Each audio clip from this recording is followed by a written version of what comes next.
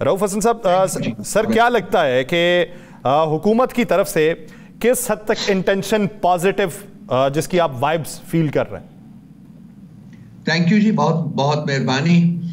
देखिए, अगर आज तक की हालात के ऊपर नजर दौड़ाई जाए, जब से खान साहब की हुकूमत को इलीगली एंड अनकॉन्स्टिट्यूशनली इन्होंने रिमूव किया था, तो फिर तो उम्मीद की कोई किरण नजर नहीं आती। और उसको अगर इस ऐसे भी देखें कि ये लोग अगर नेगोशिएशंस जो हैं वो सिद्के दिल से करते हैं और लूटा हुआ जो है रात के अंधेरे में जो इन्होंने लूटा था मैंडेट आवाम का, वो वापस करते हैं, तो फिर इनकी हुकूमत खत्म हो जाती है ना। सो इनके लिए इनके स्टेक्स जो है ना वो बहुत हाई हैं। तो मैं तो इतनी ज़्यादा उम्मीद नहीं लगाऊंगा, लेकिन कोशिश करनी है हमारी तरफ से। कम ये कोशिश होगी कि फोर्थराइटली ब्लंटली जो इनके साथ गुफ्तगू की जाए और देखा जाए कि आगे बढ़ने के क्या इम्कानात हैं। क्योंकि एक चीज़ के बारे में मैं बिल्कुल यकीन के साथ कह सकता हूं कि हम ये जो नेगोशिएशंस होगी, सुनने में आ रहा है कि इसको वो बहुत ड्रैग करेंगे, बहुत ज़्यादा लंबा करने की कोशिश करेंगे, ताकि दुनिया को ये तासुर दिया जा सके कि हम तो इन लोगों के साथ पॉलिटिकली एंगेज्ड हैं और ये कि हम मसाइल को हल करने की कोशिश कर रहे हैं। तो ये हमें पता भी चला है, हमें चंद बड़े कंफर्म सोर्सेज से पता भी चला है कि जी इस किस्म की इनकी जो स्ट्रैटेजी है, तो इस स्ट्रैटेजी को हम कामयाब नहीं होने देंगे। बहुत लिमिटेड टाइम होगा इनके लिए कि ये मसाइल जो है उनके हल की तरफ एक काबिले अमल जो लाया अमल है उसको मुरतब करें, ताकि उसके ऊपर पर चला जा सके। तो ये है इस वक्त के हालात। अब देखते हैं कि कल पहली मीटिंग के बाद हमारी टीम जो है वो क्या तासुरात लेके वापस आती है। रऊफ साहब, क्या आप समझते हैं कि बानी तहरीक इंसाफ से मुज़ाकरात किए बगैर या उनको इत्माद में लिए बगैर या उनको इस सियासी जमहूरी हिस्से में रखे बगैर जमहूरियत या हुकूमत चल सकती है, या ये सिस्टम चल सकता है? राना साहब, नहीं चल सकता। 2.5 साल से चलाने की कोशिश कर रहे हैं, नहीं चला। इलेक्शंस करवा के मैंडेट लूटा, फिर चलाने की कोशिश की, नहीं चला। ना इंटरनली डोमेस्टिकली कबूलियत है, ना ही इंटरनेशनली कबूलियत है। और अब जब से ये मतलब कुछ इन्होंने इक़दाम किए हैं, खासकर ये मिलिट्री कोर्ट से जो ट्रायल्स हुए हैं और जो पनिशमेंट्स दी गई हैं, उसके बाद तो बहुत सारे वेस्टर्न ममालिक जहाँ की डेमोक्रेसीज हैं उनका आपने रिएक्शन भी देख लिया है। EU हो या US हो या UK हो, उनके आप रिएक्शंस देख चुके हुए हैं। सो ये जो इनके इक़दाम है, इनकी कबूलियत दुनिया में नहीं है और प्रेशर जो है वो इस हुकूमत के ऊपर बढ़ता जा रहा है। फिर अगर आप डोमेस्टिकली नजर दौड़ाएं राना साहब, पॉलिटिकल इंस्टेबिलिटी की गैर मौजूदगी में इकोनॉमिक स्टेबिलिटी आने का सवाल ही पैदा नहीं होता। ये आज जो इन्होंने प्रोग्राम दिया है, ये एक और इनके फ्रॉड्स की उसके फ्रॉड्स की लंबी लिस्ट में एक और फ्रॉड जो है वो शामिल हो जाएगा। ना ये पहले कुछ कर सके ना आप कर सकेंगे। सो इकोनॉमिक स्टेबिलिटी नहीं है। इसके अलावा टेररिज्म अनफॉर्चुनेटली बदकिस्मती से मुल्क में बढ़ता जा रहा है और इन हालात में कोई इन्वेस्टमेंट आने का कोई चांस नहीं है, किसी किस्म का कोई चांस नहीं है। तो मैं तो नहीं समझता कि जी इनके पास 5% भी पॉसिबिलिटी है कि ये इस सिस्टम को आगे बढ़ा सकेंगे।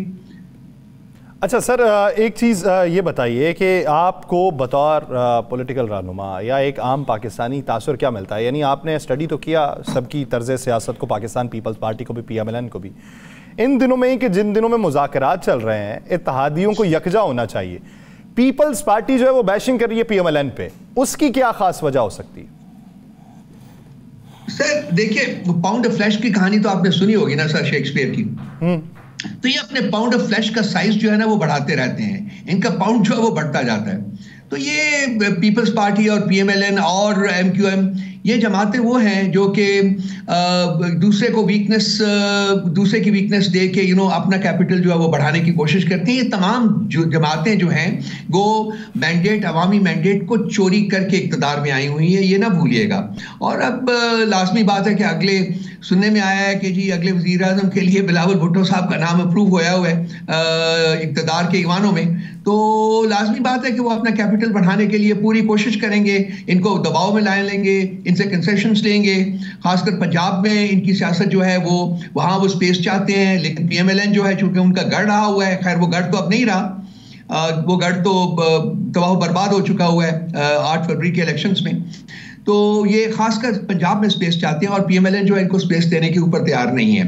लेकिन जैसा कि मौलाना साहब ने अभी किया है, आपको पता है, इस मदरसा बिल के सिलसिले में ये लोग भी पाउंड ऑफ फ्लैश अपना बढ़ाएंगे, फिर कहीं कॉम्प्रोमाइज कर लेंगे। पहले भी ये होता रहा, पिछले 8-10 महीनों में भी यही होता रहा।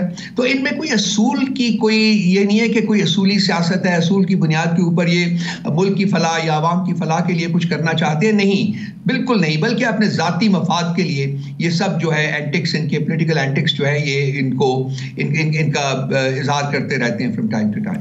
अच्छा, आपने हमेशा बात की है पार्टी लाइन की, आपने हमेशा बात की है सुलह के हवाले। पार्टी के एक रहनुमा है शेर अफजल मरवत साहब, आजकल उनकी गुफ्तगू कुछ ऐसी होती है जैसे लगता है कि वो अपनी ही पार्टी पर कोई खुद का हमला करने लगे हैं।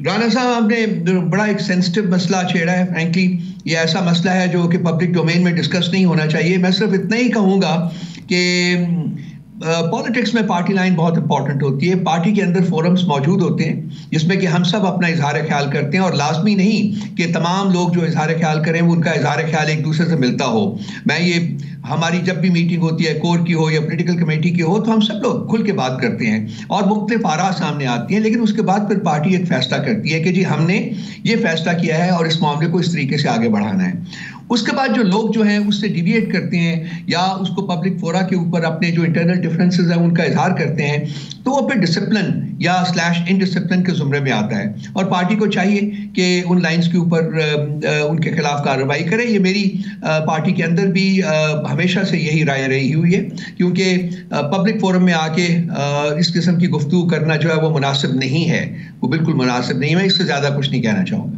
अच्छा सर, ये बताइए, जो मैंने इब्तदाई में बात की कि वो जो आपकी तरफ से चार्टर ऑफ डिमांड रखा जाएगा वो कितने निकात के ऊपर मुश्तमिल होगा, और क्या वो तफसीली होगा या फिर जामे तौर पे आपने वो लिख के दे देना है और बाद में उसकी तफसील पे बात करेंगे? दी 2 डिमांड्स तो हम दे चुके हुए हैं। जो हमारी पहली इनफॉर्मल मीटिंग हुई थी उसमें हमने बता दिए थे। नंबर 1 है जो कि सियासी कैदी जो हैं उनकी रिहाई है, और दूसरा ये है कि जी 2 जुडिशल कमीशंस बनाए जाएं 9 मई के लिए और 26 नवंबर के लिए। इसके अलावा आपको पता है कि हमारे और भी कुछ डिमांड्स हैं। जो 26 कॉन्स्टिट्यूशनल अमेंडमेंट जिस तरीके से पास की गई है और उसके असरात जो अब आप देख रहे हैं, जिस तरीके से ये कॉन्स्टिट्यूशनल बेंचेस काम कर रहे हैं, जिस तरीके से ये जुडिशरी को कमज़ोर करके एग्जीक्यूटिव के ताबे कर दिया गया है, फ्रैंकली ये रियासत को कमज़ोर करता है। बिकॉज जुडिशरी जो है वो रियासत के 3 पिलर्स में से पॉसिबली सबसे इंपॉर्टेंट पिलर यही है, क्योंकि ये इंसाफ फराहम करता है। तो इस तरीके से अगर आप एक वर्चुअली पिलर जो है वो निकाल देंगे तो रियासत 2 पिलर्स के ऊपर बहुत देर तक खड़ी नहीं रह सकती, इसीलिए वॉबली होती है और उसके क्रैश करने के चांसेस होते हैं। तो हम ये भी एक है, 26 कॉन्स्टिट्यूशनल अमेंडमेंट भी एक है, उसके अलावा मैंडेट की वापसी जो है वो भी एक ऑब्जेक्ट हमारा एक है, और उसमें ये फैसला किया जाएगा जो सवालात आपके हैं उसके जवाब हमें उसी वक्त मिलेंगे कि हमने किस तरीके से डिमांड्स जो हैं वो सामने लेने हैं और कौन कौन से डिमांड्स पेश करने हैं।